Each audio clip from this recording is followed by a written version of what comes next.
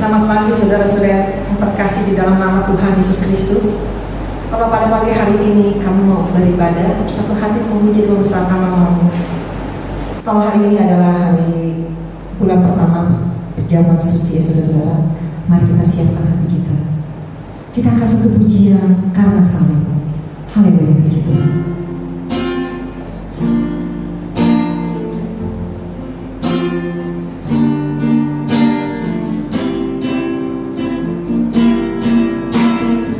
Hanya Kau Tuhan di hidupku, Kau berikan hidup yang baru. Darah-Mu menyucikan, pulihkan hatiku. Kau segala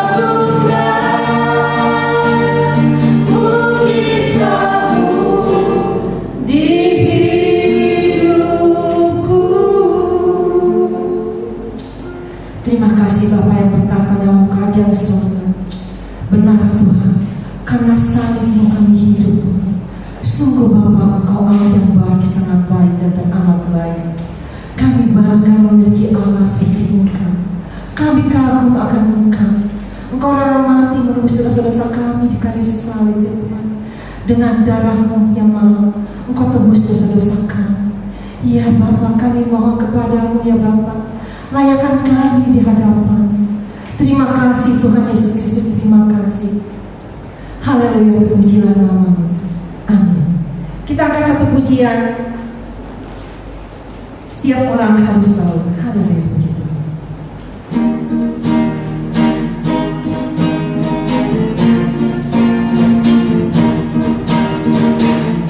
Setiap orang harus tahu, setiap orang harus tahu, setiap orang harus tahu siapa Yesus.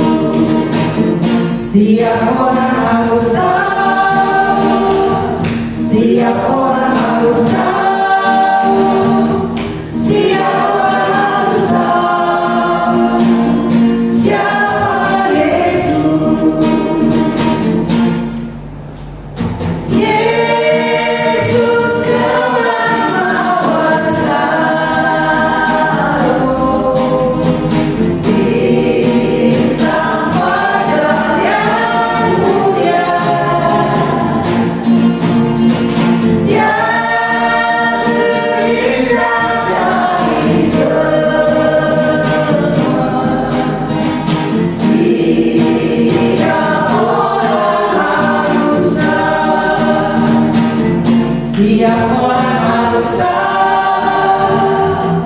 Setiap orang harus tahu,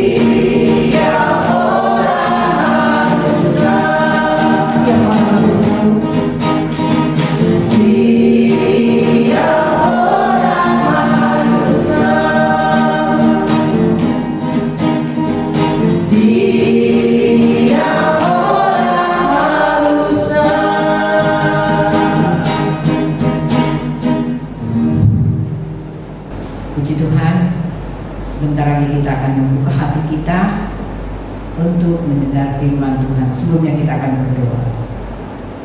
Bapa di sorga, dalam nama Tuhan Yesus Kristus, hati kami terangkat di hadapan Tuhan, menaikkan ucapan syukur dan terima kasih buat pagi ini. Terima kasih buat ibadah yang Tuhan sudah adakan bagi kami. Terima kasih kami sudah memuji Engkau. Tiba saatnya kami membuka hati kami untuk kebenaran firman-Mu. Urapilah kami semua Tuhan, baik kami pelayan-pelayan yang ada, seluruh jemaat Tuhan yang ada di rumah-rumah masing-masing. Biar urapan yang sama ada di atas kami, agar benar-benar kami semua diberkati oleh Tuhan. Terima kasih, dalam nama Yesus kami sudah berdoa dan siap untuk menerima kebenaran firman Allah. Haleluya. Amin. Puji Tuhan.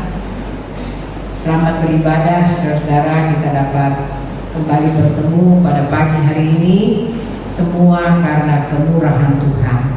Kembali kita akan melihat firman Tuhan pada saat ini. Rahasia untuk berjalan di dalam kehendak-Nya. Tentu ini yang sangat diinginkan Tuhan untuk kita lakukan dalam hidup kita sebagai orang-orang yang percaya. Bagaimana kita bisa berjalan, bagaimana kita bisa hidup di dalam kehendak Allah, di dalam rencana-rencana Allah. Saya akan baca di dalam Amsal pasal yang ke-16 ayat yang kedua. Firman Allah katakan, segala jalan orang adalah bersih menurut pandangannya sendiri, tetapi Tuhanlah yang menguji hati. Kita melihat bersama-sama bahwa tidak ada satu manusia pun yang dapat mengatakan bahwa jalan hidupnya adalah jalan yang benar tanpa Tuhan di dalam kehidupan kita. Firman Tuhan katakan bahwa jalan orang sepertinya bersih menurut pandangannya sendiri, tetapi Tuhan yang menguji hati, Tuhan yang tahu sampai kedalaman hati kita masing-masing, dan tidak ada yang tersembunyi di hadapan Tuhan. Semua terbuka, semua jelas di hadapan Tuhan. Dan oleh sebab itu, sebagaimana keinginan Tuhan supaya kita ada di dalam jalan dan kehendak-Nya, kita belajar pada pagi hari ini beberapa hal supaya benar-benar dalam perjalanan iman kita kepada Tuhan, kita akan selalu menyenangkan hati Tuhan. Kita akan selalu memuliakan Tuhan. Dikatakan orang yang mau berjalan sesuai dengan kehendak Tuhan, maka orang itu harus mau dikoreksi oleh Tuhan. Sebab seringkali kita merasa diri kita benar, seringkali kita membenarkan diri kita sendiri. Tetapi firman Allah katakan, kalau kita mau berjalan sesuai dengan kehendak Tuhan, maka kita harus siap dikoreksi, kita harus siap diingatkan. Dan yang mengingatkan kita adalah kebenaran firman Allah. Kita harus dekat dengan Tuhan. Kita harus mau dibaharui oleh firman. Setiap saat diingatkan apa yang menjadi kekurangan kelemahan kita dan dibenarkan oleh firman itu. Itulah orang yang mau berjalan sesuai dengan kehendak Tuhan. Orang yang mau dikoreksi. Contoh, bangsa Israel adalah bangsa yang sangat sulit dikoreksi oleh Allah. Mereka adalah bangsa yang keras. Mereka tidak mudah untuk diatur. Tetapi ada waktu-waktu setelah mereka merasa dalam perjalanan mereka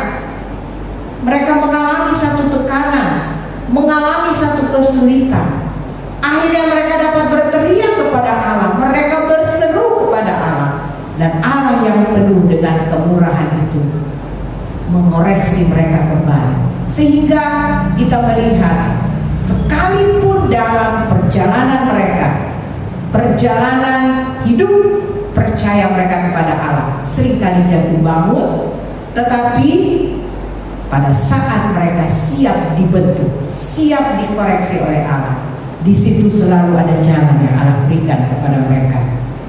Dan Daud berkata di dalam Mazmur pasal 26 ayat yang kedua, Raja Daud berkata, "Ujilah aku ya Tuhan, cobalah aku, selidikilah batinku dan hatiku."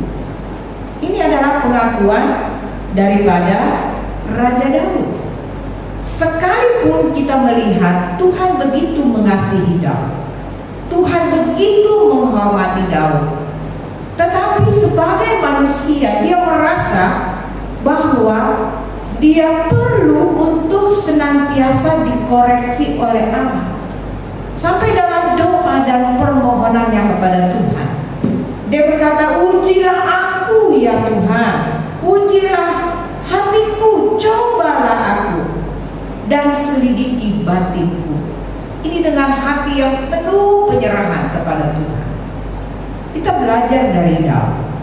Sekalipun Daud sangat dihargai oleh Tuhan, dia tetap ada kerendahan hati untuk dikoreksi oleh Allah. Tidak ada salahnya sebagai anak-anak Tuhan kita duduk merenungkan kasih Tuhan, berbicara secara pribadi kepada Tuhan dalam doa. Tuhan, apa yang Engkau ingin kami lakukan atau saya lakukan, nyatakan itu dalam hidupku. Harus ada waktu dengan Tuhan, supaya benar-benar kita mengerti kita ada di jalan yang mana. Kita mengerti apakah kehidupan kita benar atau tidak. Kita harus memberi waktu yang terbaik kepada Tuhan, supaya benar-benar kita akan melihat, kita akan menjadi orang yang benar-benar ada di dalam jalan kehendak Tuhan. Dan saya percaya, saya yakin saudara-saudara, kalau kita lakukan ini di dalam kehidupan kita, maka kita akan menjadi orang-orang yang penuh dengan damai sejahtera dan sukacita Allah. Kita berjalan di dalam kehendak Allah. Allah yang tahu jalan yang mana yang terbaik buat hidup saudara. Saya seringkali berkata saudara-saudara, seringkali kita tidak mengerti apa yang terbaik buat hidup kita masing-masing. Tetapi Tuhan lebih tahu yang terbaik buat kita, lebih daripada kita tahu yang terbaik buat hidup kita.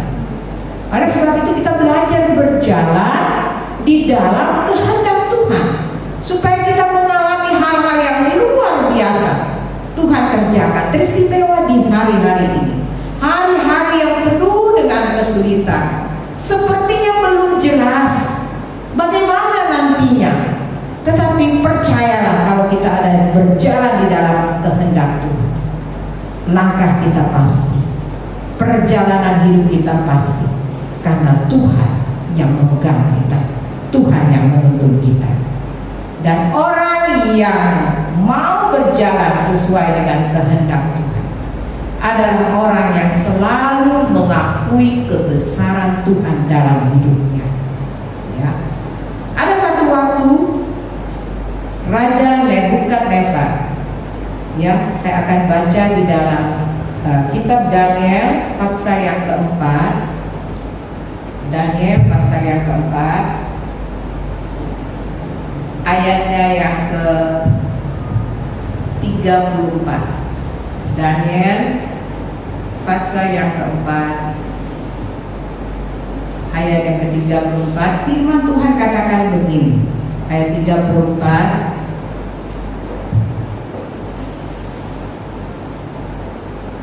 Tetapi setelah lewat waktu yang ditentukan, aku Nebukadnezar menengadah ke langit, dan akal budiku kembali lagi kepadaku. Lalu aku memuji yang maha tinggi dan membesarkan dan memuliakan yang hidup kekal itu, karena kekuasaannya ialah kekuasaan yang kekal dan kerajaannya turun-temurun. Puji Tuhan, Nebukadnezar dapat mengakui kebesaran Tuhan. Nebukadnezar mengakui bahwa Tuhan Allah adalah Allah yang maha kuasa, Allah yang luar biasa. Saudara, tanamkan di dalam hati kita masing-masing. Seringkali kita ambil waktu secara pribadi dengan Tuhan. Pada saat itu, saudara dapat berkata kepada Dia, Tuhan, Engkau adalah Tuhan yang besar. Engkau adalah Tuhan yang maha kuasa. Engkau adalah Allah yang dahsyat. Saudara-saudara, pada saat kita berkata seperti itu, ada kekuatan yang baru dari Tuhan. Dan saya percaya, di dalam kekaguman kita akan kebesaran Tuhan, di situ tangan Tuhan terulur kepada kita yang percaya kepadanya, siap untuk menuntun perjalanan hidup kita. Dan orang-orang yang seperti ini adalah orang-orang yang mau dituntun oleh Tuhan. Saudara-saudara, biarlah kita benar-benar mengerti bahwa perjalanan hidup ini penuh dengan rahasia. Tetapi bagi Tuhan tidak ada perkara yang mustahil. Bagi Tuhan tidak ada perkara yang tidak mungkin. Sekalipun secara kasat mata kita tidak melihat apa yang akan terjadi di hari mendatang, tapi dengan iman, dengan mata rohani, kita yakin kalau kita ada di dalam jalan-jalan Tuhan, masa depan yang penuh harapan ada bagi kita. Karena perjalanan bersama-sama dengan Tuhan adalah perjalanan yang membawa kita dari kemenangan datang kepada kemenangan. Itu yang menjadi bahagian gereja Tuhan. Orang-orang percaya yang menyerahkan hidupnya, yang selalu mengakui kebesaran Tuhan, dia akan selalu dipimpin dalam perjalanan hidupnya. Setiap orang yang berjalan dalam kehendak Tuhan mempunyai ciri-ciri tersendiri, saudara-saudara. Di dalam orang itu, di dalam Yohanes pasal yang ke-14, saya baca Injil Yohanes pasal yang ke-14 ayat yang ke-27. Yohanes 14 ayat 27, firman Tuhan katakan begini, damai sejahtera ku tinggalkan bagimu, damai sejahtera-Ku berikan kepadamu, dan apa yang Ku berikan tidak seperti yang diberikan oleh dunia kepadamu. Janganlah gelisah dan gentar hati. Orang yang mau berjalan dalam kehendak Tuhan adalah orang yang di dalamnya ada damai sejahtera. Tuhan hanya menyediakan damai sejahtera itu bagi orang yang selalu berjalan di dalam jalan-jalannya. Ada damai sejahtera di hati saudara, ya. Dan yang berikut dikatakan, orang yang berjalan di dalam kehendak Tuhan adalah orang yang memiliki sukacita. Saudara-saudara, di dalam 1 Tesalonika 5 ayat 16, di situ dikatakan orang itu penuh dengan sukacita. Saudara-saudara, tentunya kita inginkan ini. Semua manusia inginkan ini. Damai sejahtera, ada sukacita, sehingga benar-benar saudara-saudara, semua rasa takut, semua rasa khawatir, semua rasa bimbang hilang, karena damai sejahtera dan sukacita Allah ada di dalam hidup kita. Olehnya berserahlah kepada Dia untuk mau dipimpin, untuk mau dituntun, untuk mau berjalan di dalam kehendak-Nya. Dan satu hal saya ingatkan kepada saudara, Roh Kudus adalah satu kekuatan yang luar biasa bagi kita. Gereja Tuhan perlu roh, anak-anak Tuhan perlu dipenuhkan dengan Roh Kudus, sehingga kita mampu berjalan seperti apa yang Tuhan mau. Ini adalah firman yang kita terima pada pagi hari ini. Kiranya saudara-saudara di hari-hari ini tetapkanlah langkahmu hanya di dalam Tuhan. Tetapkanlah perjalananmu hanya berjalan bersama-sama dengan Tuhan. Maka kamu akan melihat, kita akan melihat hal-hal yang luar biasa di masa depan kita. Tuhan memberkati saudara-saudaraku sekalian. Haleluya.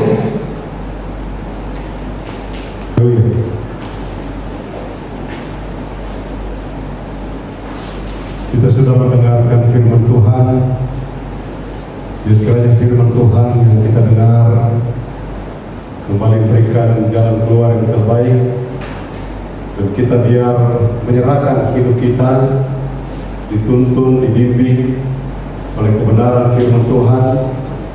Kita mengikuti jalan-jalannya Tuhan, maka pasti kita akan diberikan pertolongan dalam setiap masalah yang kita hadapi. Mari kita berdoa.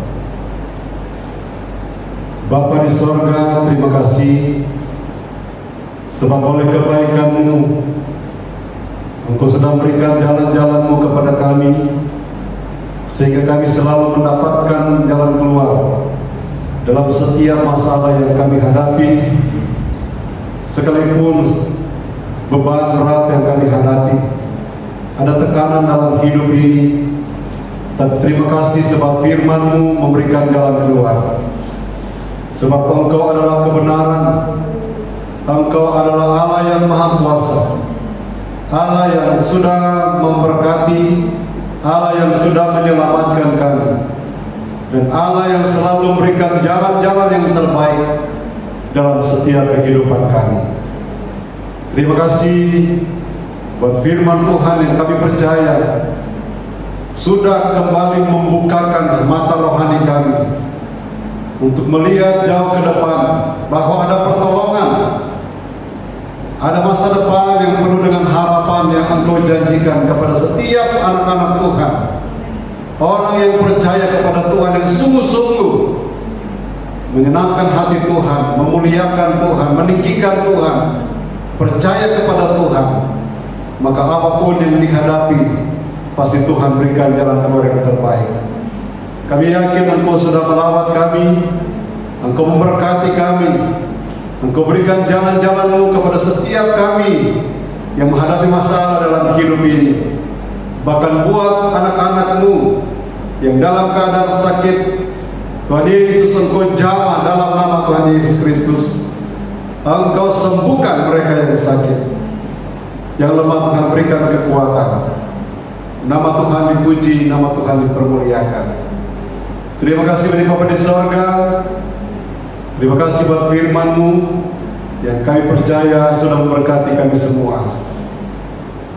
Dan kami juga tetap berdoa buat bangsa dan negara kami. Tuhan tolong bangsa kami ini, pulihkan bangsa kami ini dari hal-hal yang terpuruk yang terjadi dan bahkan sementara terjadi, sehingga bangsa kami ini kembali boleh dipulihkan, mendapatkan keamanan, mendapatkan jalan keluar dari masalah yang dihadapi.